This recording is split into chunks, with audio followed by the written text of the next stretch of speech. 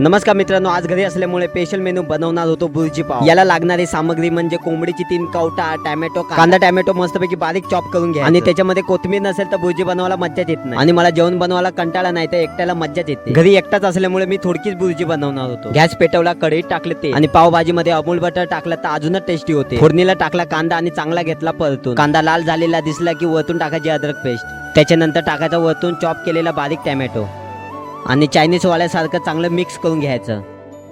त्याच्यानंतर टाकायचं बुर्जीला चव आणणारे सगळे मसाले, त्यांना सुद्धा एक हात परतून घ्यायचं। त्यानंतर पटकन टाकायची अंडी फोडून।